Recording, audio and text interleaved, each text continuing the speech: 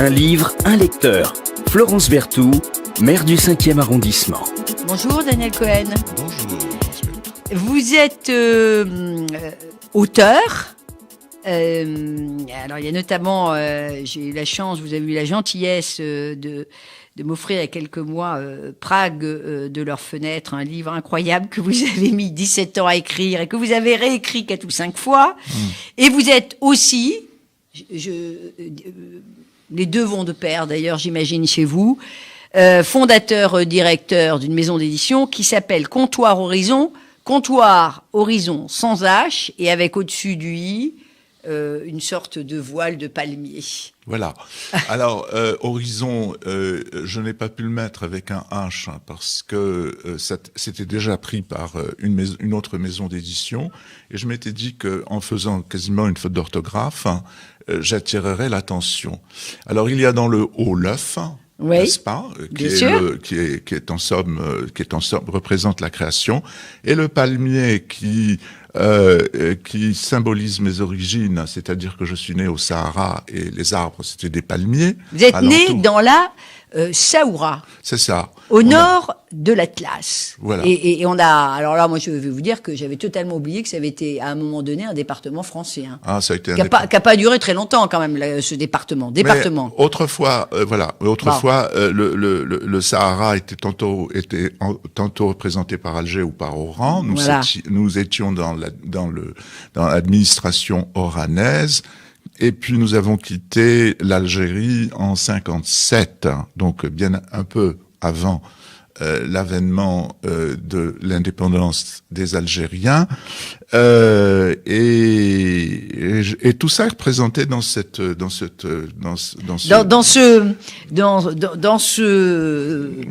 dessin, ce graphique. Voilà, dans ce graphisme d'Horizon. Alors Comptoir Horizon, vous l'avez créé il y a en 2007, je crois. J'ai créé lu, ça en tout cas. 2007. En 2007, voilà. À peu près 450 ouvrages édités. Et alors vous éditez autant des œuvres majeures de la littérature universelle, où là, pour le coup, je dirais que la traduction, c'est quand même quasi une écriture, et c'est extrêmement important.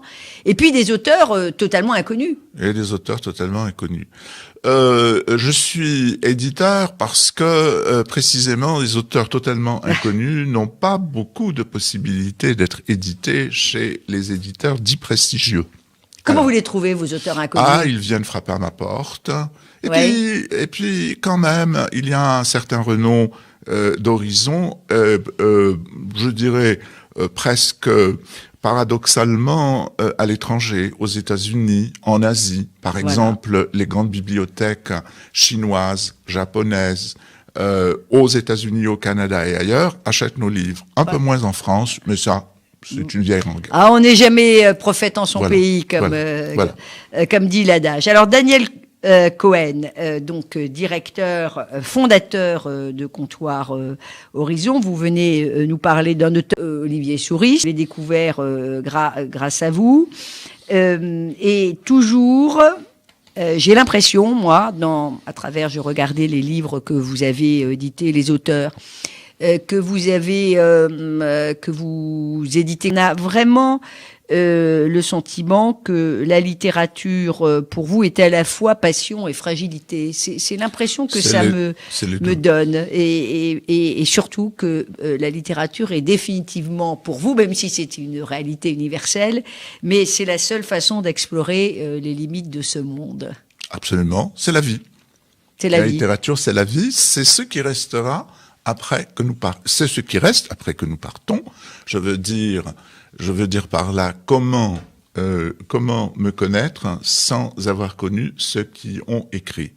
Comment puis-je même connaître ma grand-mère, mes aïeux, les aïeux de mes aïeux, etc., sans la littérature. La littérature, c'est la vie, et ça, je l'ai appris avec un grand bonheur quand j'étais un jeune garçon silencieux, un peu dans son coin, et qui dévorait les livres qu'il trouvait. Je suis né dans une famille très pauvre, et les livres, je ne les trouvais pas comme ça Mais finalement, c'est elle qui m'a guidé. J'ai quand même fondé 3 maisons d'édition. Celle-là, c'est la dernière. J'ai fondé Intertexte qui a marché du tonnerre de Dieu très vite. Là, j'ai fait une histoire de la littérature japonaise. Je suis un passionné du Japon et de ses littératures, etc., etc.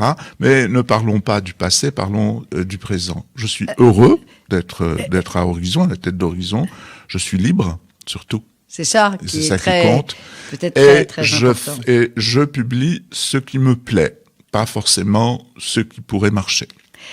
Il y a une trait dans le. Vous venez nous parler non pas de votre livre, ça c'est une règle de cette émission, mais des Amours souterraines. On va y revenir. Mes Amours souterraines d'un auteur qui s'appelle Olivier Souris, qu'on connaît d'ailleurs plus dans le théâtre que dans l'univers romanesque. Mais juste quelque chose qui m'a beaucoup moi marqué, c'est votre dernier ouvrage, Prague de leurs fenêtres.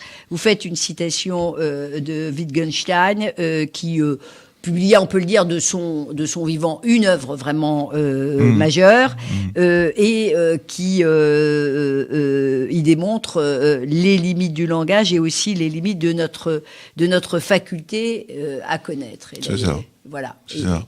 Moi, je ne connais ce que sont les limites de mon langage. D'autant plus que dans Prague de leurs fenêtres, il s'agit quand même d'une histoire à la fois tragique et magnifique.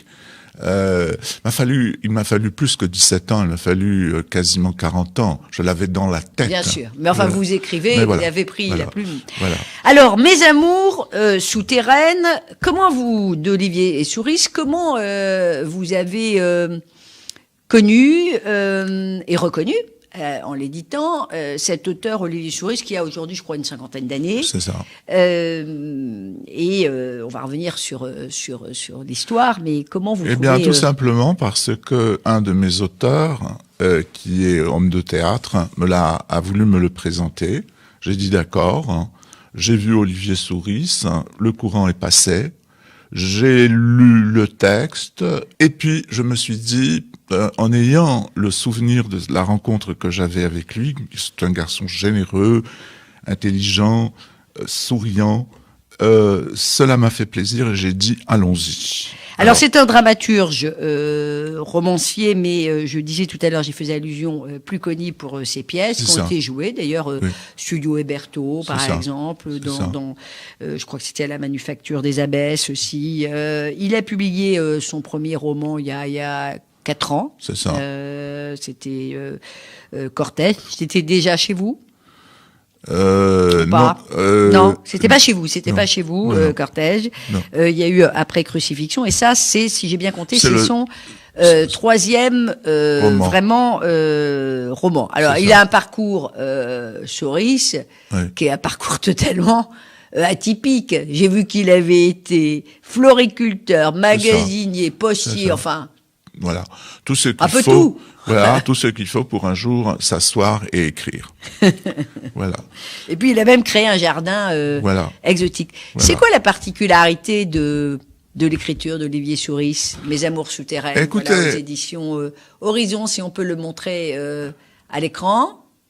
On va le montrer, allez-y. Voilà, c'est une écriture, comment dirais-je, simple, parfois avec une manière parlée, quasi parlée, hein, souvent. Voilà, qui rappelle un peu les textes céliniens, sans les débordements qu'il y a parfois chez Céline. Et puis il y a un lyrisme contenu, et il y a quelque chose qui m'aime beaucoup. Ce sont 2 garçons qui se rencontrent, ils ont 14 ans, et ils vont se séparer pour les grandes vacances, et lorsque l'un revient, l'autre est parti définitivement, c'est-à-dire on va pas trop raconter parce que sinon il faut lire quand même. Il a quitté la terre. Il faut lire. Il y a un certain Siger et Léo. Voilà. Une passion dévorante. Voilà. Et on est dans les années 80. On est dans les années 80 où être homosexuel était une chose quand même pénible. Encore que depuis les années 70, c'était un tout petit peu libéré, mais pas beaucoup. Et puis c'est quasiment contemporain de la dépénalisation qui avait été votée par le gouvernement Monroy en 81. Ce qui est très très tard, la dépénalisation de l'homosexualité 82. Arrive très tard. Voilà.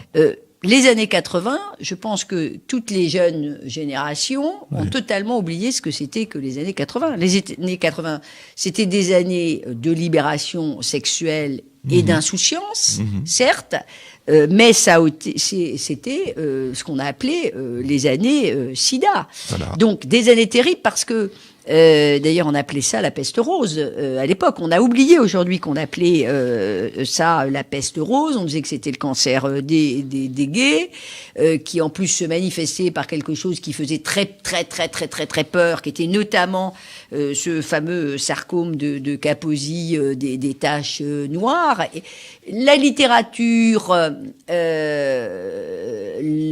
cinéma aussi en ont fait des thèmes, et ont contribué avec, évidemment, les actions de grandes associations de lutte contre le sida et de défense de la cause homosexuelle. Mais il a fallu quand même beaucoup d'années pour que cette espèce de chape de plomb qui faisait qu'on mourait en silence. Pour ça, il y a un héros qui disparaît. Je me suis dit que c'était peut-être aussi une métaphore de cette mort silencieuse de beaucoup d'homosexuels. Mais il y a là quand même un roman qui est autobiographique. Hein. Oui, on est dans l'autofiction, comme on dit. On dit dans l'autofiction. Il n'y a pas eu, hélas, il faut le dire. Alors pour revenir au sida, pardonnez-moi, je mets mon grain de sel. Je sais ce que c'est que le sida parce que j'ai soigné un ami qui avait le sida jusqu'à la fin, et dans sa phase la plus horrible. D'accord.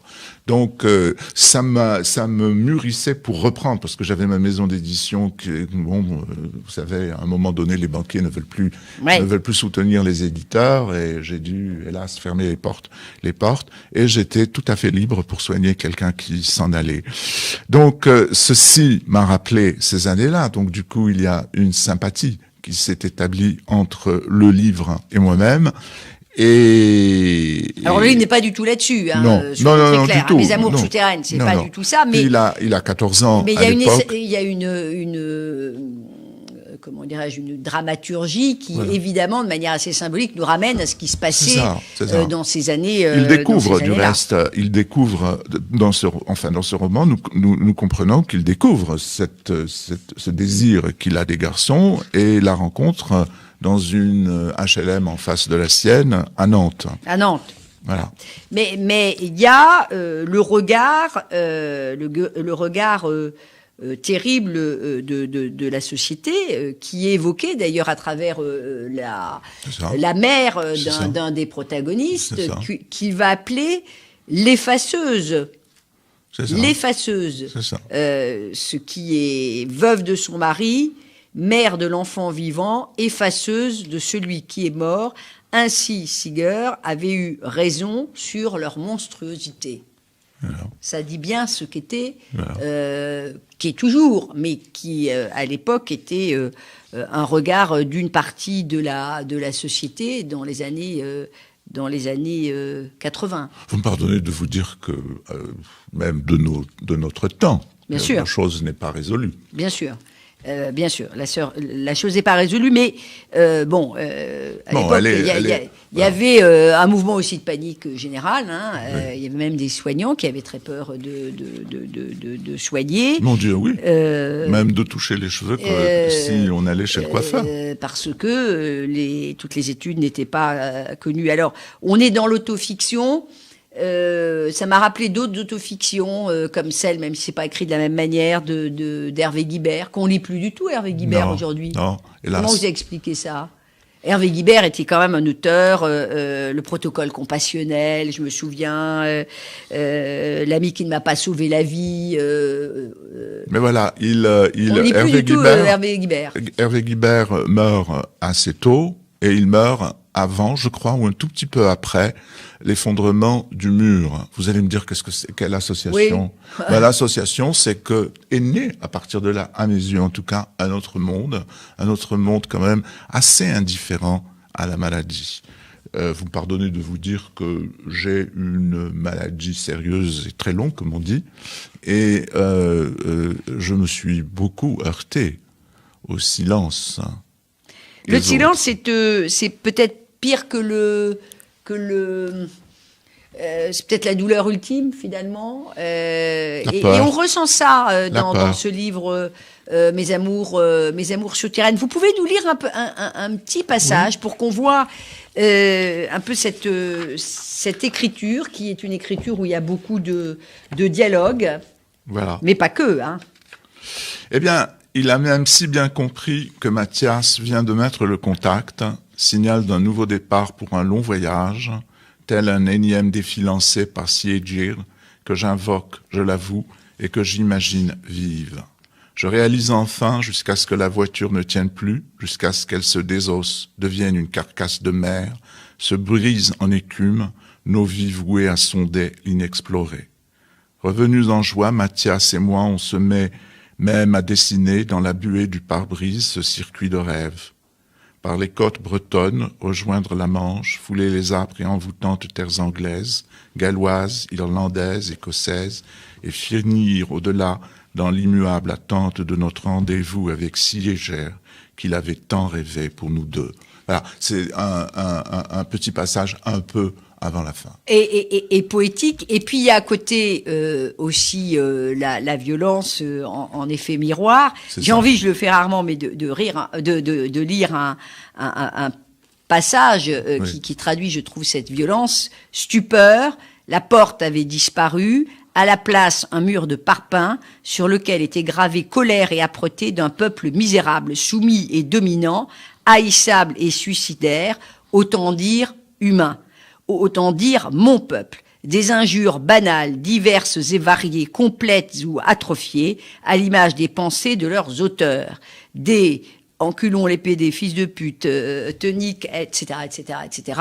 Et là, on a la violence, évidemment, des mots, mais qui traduit, hélas, une triste réalité. Une triste réalité qui dure toujours et qui, hélas, durera. Oh, je suis plus optimiste. Je suis plus optimiste que vous, mais la réalité humaine est aussi un monde, hélas, de violence. Merci beaucoup, Daniel Cohen, d'être venu nous parler d'un livre qui mérite d'être lu. Donc, votre maison d'édition, elle est dans le 5e, donc il faut y aller. Horizon, littérature, mes amours souterraines, mais vous avez plein d'autres livres. Je disais tout à l'heure que vous en avez édité 450, donc il y a le choix des œuvres universelles, des œuvres moins connues, et puis il y a vos propres